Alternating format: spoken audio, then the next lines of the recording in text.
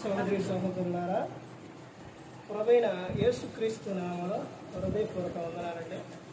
ముందుగా ఇంత మంచి సమయాన్ని ఇచ్చిన తండ్రైన దేవునికి ప్రభువైన క్రీస్తు ద్వారా కృతజ్ఞతాస్తుతులు చెల్లిస్తున్నానండి. అందరూ బాగున్నారండి. వాక్యం చదువుకొని ప్రార్థన చేసుకున్న తర్వాత పాఠంలోనికి వెళదామండి.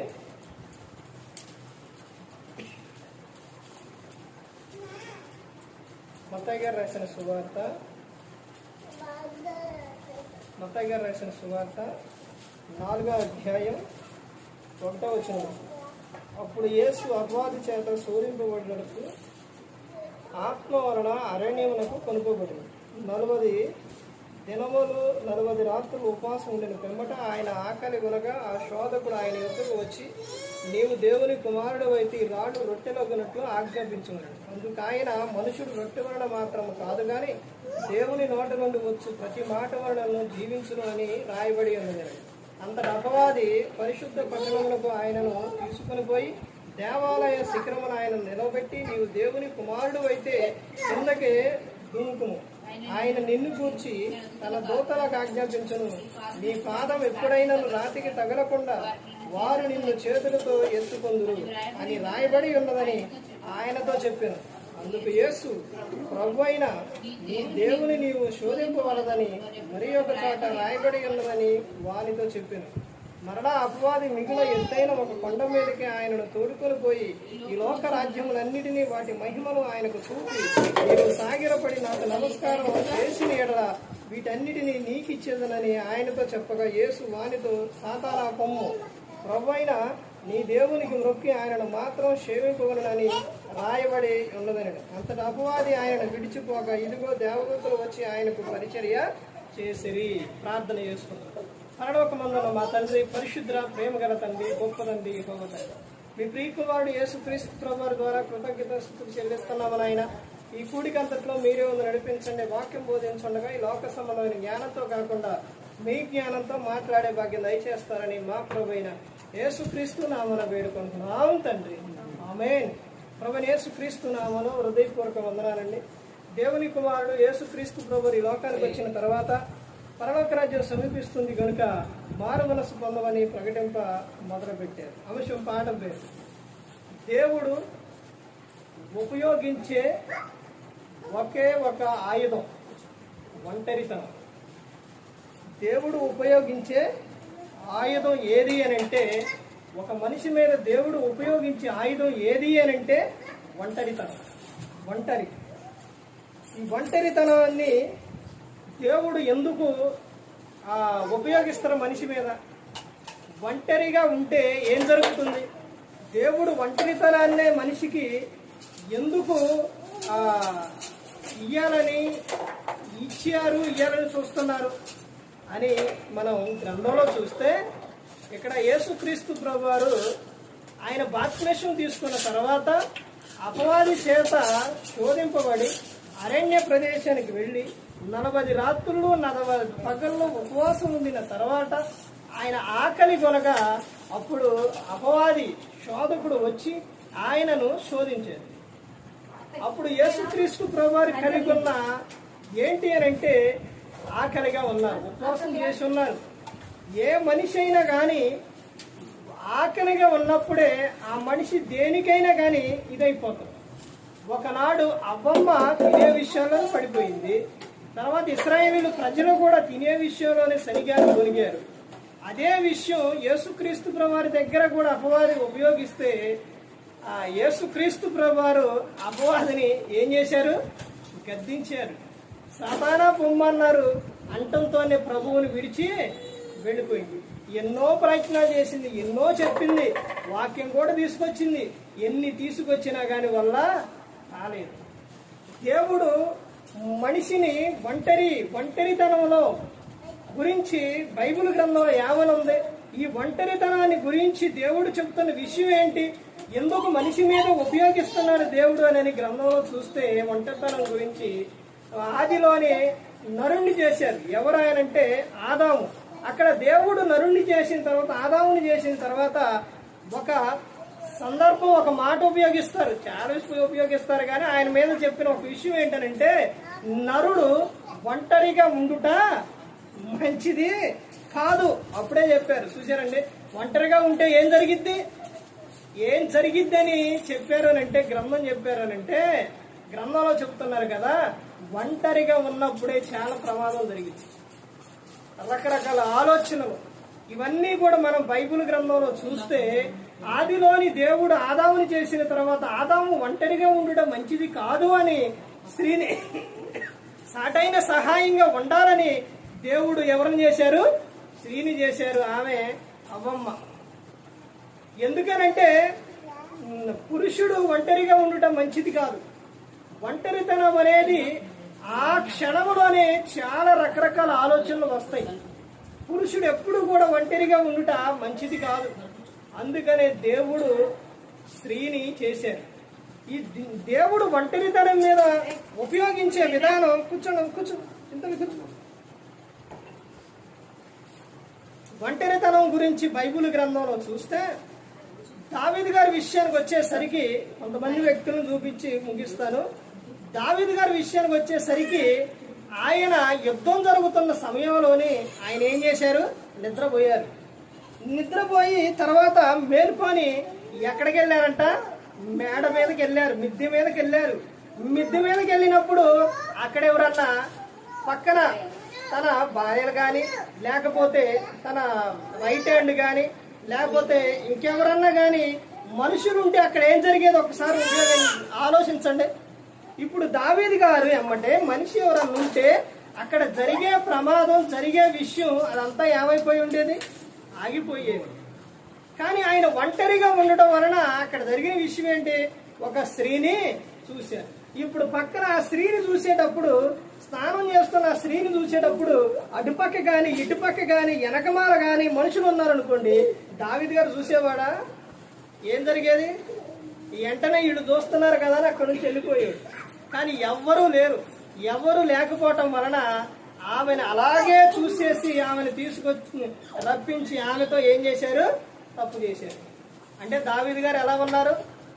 ఆ సమయంలో ఎలా ఉన్నారు? ఒంటరిగా ఉన్నారు. ఒంటరిగా ఉన్నప్పుడే అపవాది నిన్ను శోధిస్తారు. ఒంటరిగా ఉన్నప్పుడే నిన్ను టార్గెట్ చేస్తారు.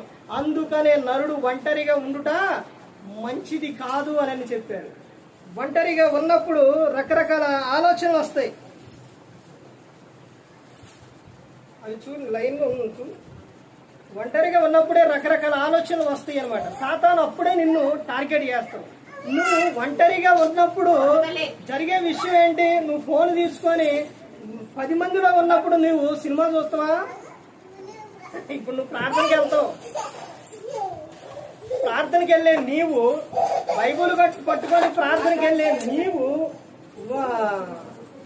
ఇప్పుడు 10 మందిలో ఫోన్ ఉపయోగించి, లేకపోతే 10 మందిలో నువ్వు ఫోన్ చూడాలనుకోండి, 10 మంది దాకా వద్దులండి. పక్కన ఒక వ్యక్తి ఉంటే నువ్వు స్టేటస్ చూసేటప్పుడైనా, రీల్స్ చూసేటప్పుడైనా, లేకపోతే ఏదన్నా చూసేటప్పుడైనా వ్యర్థమైంది రాగానే నువ్వేం చేస్తావు?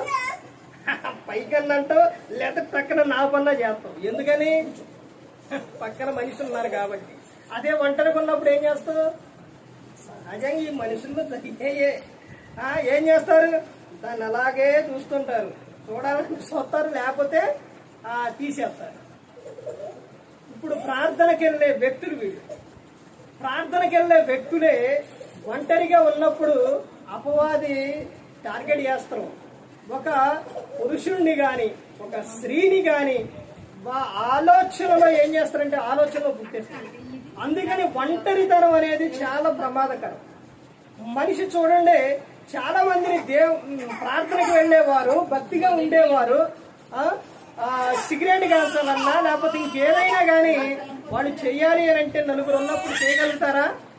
చేయలేరు. ఎప్పుడు చేస్తారు? వాళ్ళు ఒంటరిగా ఉన్నప్పుడే చేస్తారు.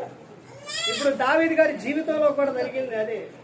ఆ తర్వాత సంసోను గారి జీవితంలో జరిగిన విషయం కూడా అదే. అందుకని ప్రతి ఒక్కరూ కూడా గమనించుకోవాలి, ఒంటరిగా నువ్వు ఉన్నప్పుడు నీ జీవితం ఎలా ఉండాలి అని అంటే, దేవుడు ఒంటరిగా ఉన్నప్పుడే నిన్ను పరిశీలిస్తావు. ఒంటరిగా ఉన్నప్పుడే నువ్వేం చేస్తున్నావు? ప్రార్థన చేస్తున్నావా, వాక్యం చదువుతున్నావా, లేకపోతే పనికి పని ఏమైనా చేస్తున్నావా అని దేవుడు అప్పుడే చూస్తూ ఉంటాడు. అందుకని ప్రతి ఒక్కరూ గమనించుకోవాలి, దేవుడు ఉపయోగించే ఒక ఆయుధం ఏంటి అని అంటే ఒంటరితనం. ఆ సమయంలోనే నీకు రకరకాల ఆలోచనలు, ఆ సమయంలోనే నీకు అన్నీ వస్తాయి, ఆ సమయంలోనే నువ్వు పడిపోవడానికి అపవాది నిన్ను టార్గెట్ చేస్తారనమాట.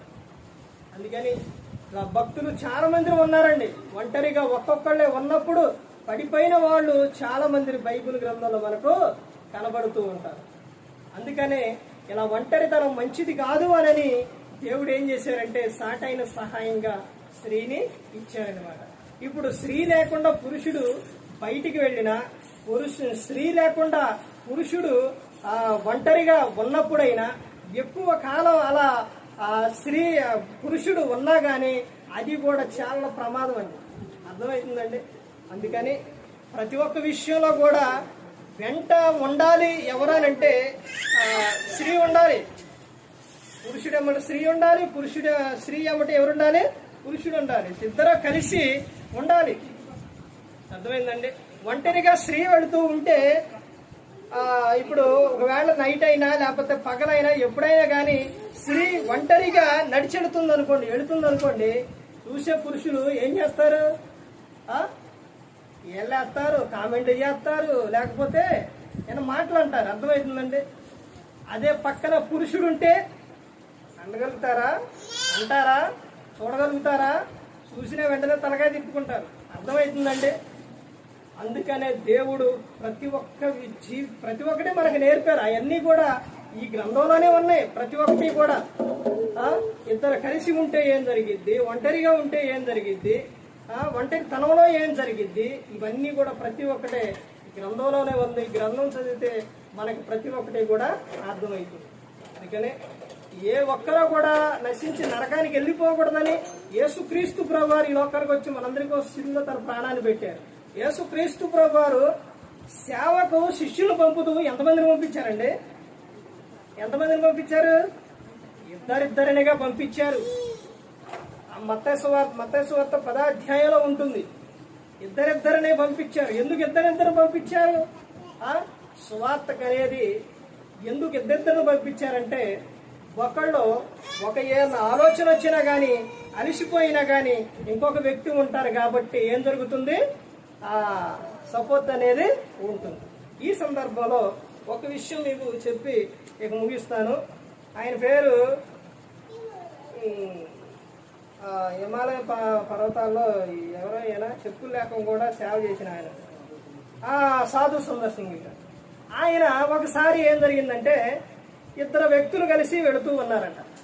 హిమాలయ ప్రాంతాల్లో వెళుతూ ఉన్నారంట.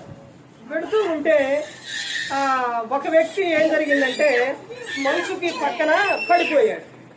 పడిపోయినప్పుడు ఈ సాధు సుందర్ సింగ్ గారు ఏమన్నారనంటే, ఈ పక్కన ఉన్న వ్యక్తితో మరి అతను పడిపోయాడు కదా, అలా మరి ఎలా వదిలిపెట్టి వెళ్తాం, ఆయన సహాయం చేద్దామని అనుకుంటున్నానని అన్నాడట. చేస్తే నువ్వు చెయ్యి, నేనైతే నేనైతే ఉండనని ఈ పక్కన ఉన్న వ్యక్తి ఏం చేసిండు? వెళ్ళిపోతూ ఉన్నాడు. ఈ సాధు సుందర్ సింగ్ గారు ఏం చేశారనంటే, ఈ పడిపోయిన వ్యక్తిని భుజాన వేసుకొని నడుచుకుంటూ వెళుతున్నట్ట. వీడియో వచ్చినట్టు లేదుగా. నడుచుకుంటూ వెళుతూ ఉంటే ఎవరికి వెళ్ళేసరికి ఇంకొక ఆయన పడిపోయి ఉన్నట్ట. ఎవరైనా పడిపోయి ఉండని ఇలా తీస్తే ఆయన పక్కన వచ్చిన వ్యక్తి అంట.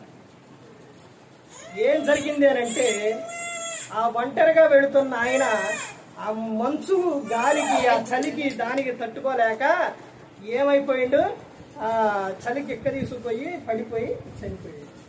మరి వీళ్ళిద్దరికి ఆ సాధు సుందర్ సింగ్ గారికి ఈయనకి ఎందుకు ఏమీ కాలేదు అని అంటే, ఈయన ఎప్పుడైతే భుజాన్ని వేసుకొని వెళుతూ ఉన్నాడో ఆ కదులుతూ ఉంటే ఇద్దరి మధ్య ఏమొచ్చింది?